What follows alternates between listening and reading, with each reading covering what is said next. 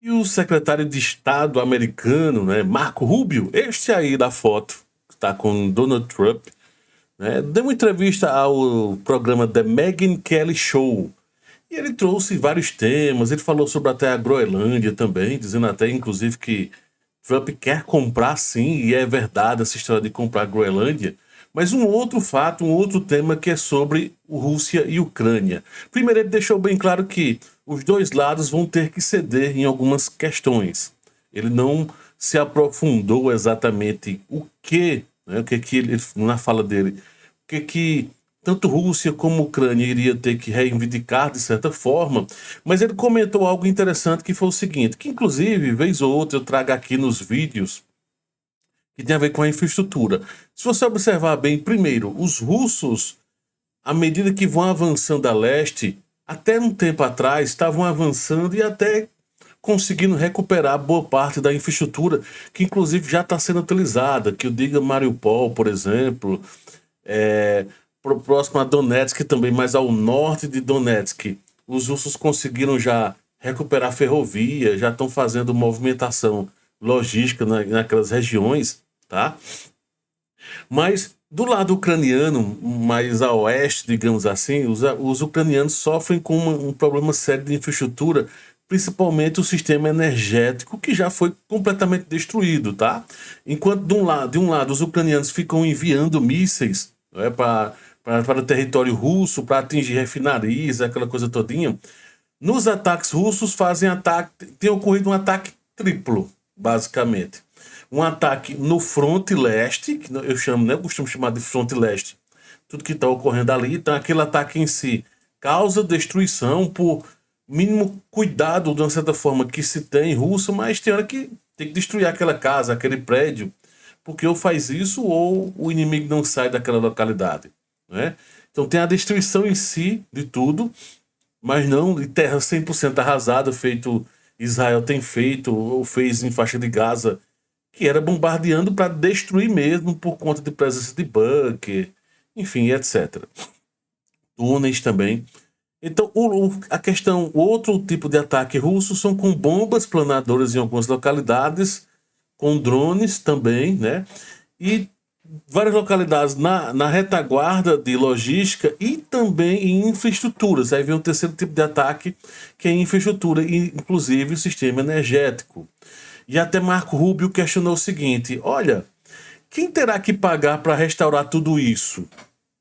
Inclusive é um questionamento que eu venho trazendo. Olha, a Ucrânia entenda que ela não só precisa se restabelecer militarmente e etc, etc.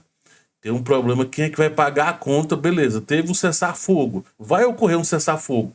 Mas cedo ou mais tarde vai ter uma, entre aspas, paz. Mas quem vai ser o exército que vai ficar responsável em organizar isso? E mais do que isso, quem vai pagar a conta para ser reconstruída a Ucrânia? Tá?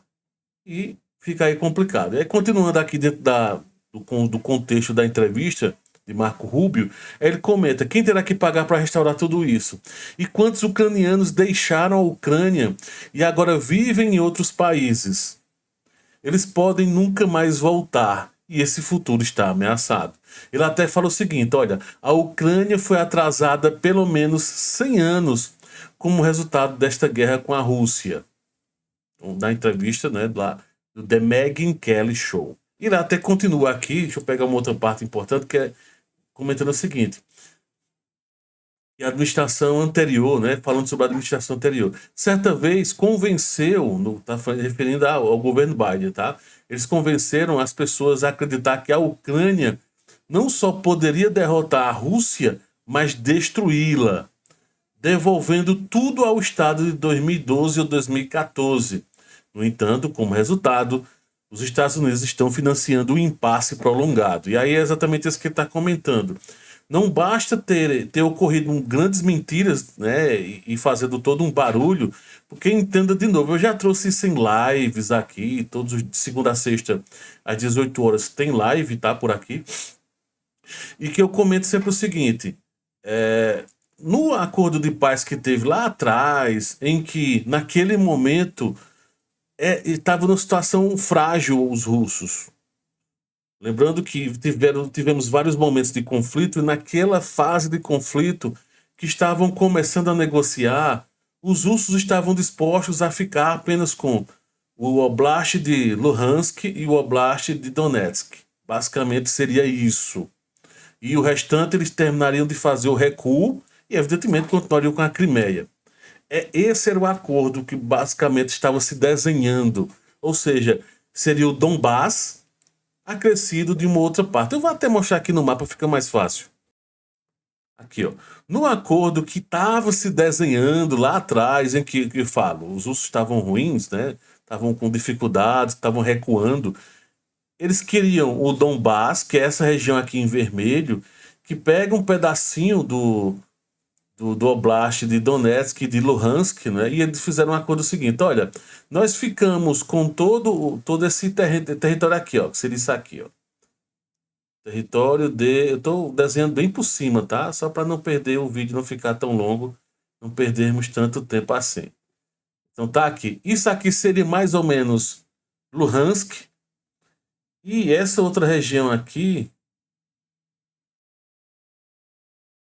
seria a região aproximada que eles queriam, né, do chamado Donetsk. Seria por aí, mais ou menos nesse sentido. Agora observe o que de fato os russos terminaram avançando. Avançaram toda essa região de Zaporizhia, de outros, de Kherson, né, terminaram avançando para cá. Avançou ali um pouquinho de nada aqui em Kharkiv. Então, se formos analisar hoje, terminaram avançando em mais territórios e ali, evidentemente, toda a problemática de derrota. Então, na época, só era isso que os russos queriam. Lógico que, evidentemente, tinha todo um cuidado, enfim, né? Os russos, no final das contas, não querem só isso. Mas naquele momento, sim. E aí foram ouvir a OTAN, foram ouvir os americanos, o que é que ocorreu? Os russos continuaram, aí continuou todo o processo de avanço, de conflito, que nós já sabemos, né? E que terminou gerando toda essa problemática, que aí Marco Rubio fala exatamente sobre isso. Eu vou até repetir, olha. Eles queriam que tudo voltasse a 2012 ou 2014. E não tinha como isso ocorrer, tá? Então, agora vem a grande questão. Os russos estão numa área, deixa eu voltar aqui no mapa, tá? Tem conquistado áreas importantes de minas de lítio, minas de carvão, sistemas de logísticos importantes, tá? Gás, várias áreas que nem foram exploradas direito pelos ucranianos, que tem nessa região aqui mais ao norte de Luhansk. Então tem muitos minérios de uma forma geral, tá? Por exemplo, se você pegar a mina de lítio que os russos conseguiram avançar, lá você precisa entender que é em Kurakov, né, que é dessa região de Kurakov, essas proximidades aqui, entenda que não é só lítio, existem metais que estão presentes aqui que são importantes, que tem uma quantidade menor, tem até nióbio no pacote aqui de várias minas. Então é isso que os russos estão aos poucos melhorando a infraestrutura e estão conquistando isso. Então a ideia é que toda essa área que já está ocupada, mais cedo ou mais tarde, termina se pagando, digamos. Enquanto isso, os ucranianos terminam tendo que ficar com a outra parte que não é tão agriculturável, né? Que não tem tantas minas, há a parte muito agriculturável. Inclusive os russos estão começando a chegar, que é a região de Dnipropetrovsk, que é a região de Zaporizhia, tem uma agricultura muito forte lá, e começa todo esse impasse que, quanto mais tempo passar, pior é para a Ucrânia, tá? É uma guerra, um conflito, é ruim para todo mundo, mas na atual conjuntura é pior para a Ucrânia, e Marco Rubio sabe muito bem, junto com Trump. Zelensky sabe disso, Putin sabe disso, a OTAN também sabe disso, de que quanto mais tempo se passar, pior é que vai ser, e que os dois lados vão ter que ceder algumas questões. O que exatamente Putin, por exemplo, vai ter que ceder, não sei. O que é que vai entrar no pacote aí de que os russos vão ceder alguma coisa, e vem a grande preocupação. Quem vai pagar por tudo isso? No final das contas, vai sobrar para quem? Para os europeus, e, evidentemente, principalmente para os ucranianos que estão sofrendo. Quem sofre mais, no final das contas, são os próprios ucranianos que estão em meio a todo esse conflito em meio a toda essa problemática, tá bom? Tá aí a informação.